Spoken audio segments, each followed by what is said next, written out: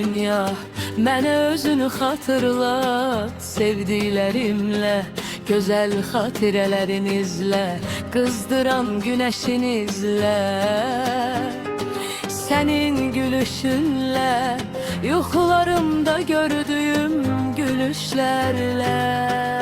Mənə getir qoy yenidən dolsun, İçimdeki yer senin sesinle dolsun. Səhərlərimdə ətirli çiçekler açsın. Bir toxunuş kifayettir, qoy zaman geri dönsün. Unuttuğum dünya hatırlat, unuttuğum dünya, sevdiklerimle, güzel seherler, güzel üzleriyle. Unuttuğum dünya yeniden mənə qayıt. Köhnə bir foto şəkil, qırışmış təbəssüm əlimdə gizli. Geçmişin istizləri, yarımçıq qalan sözlər olsun.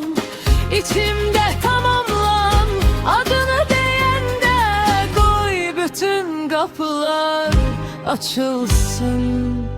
Mənə getir qoy yenidən dolsun, İçimdə qalan boşluq səsinizlə dolsun.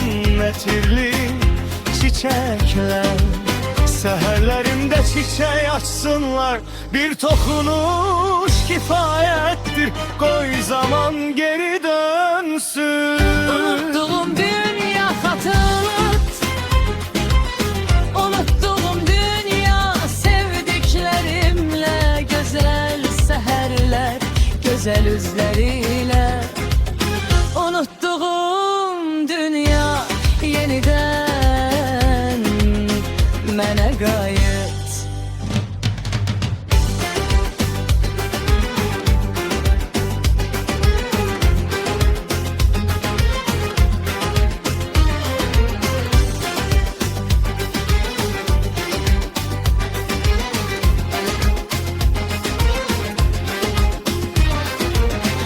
Uşaq kimi mən sənə tərəf qaçacam tozlu yollarla.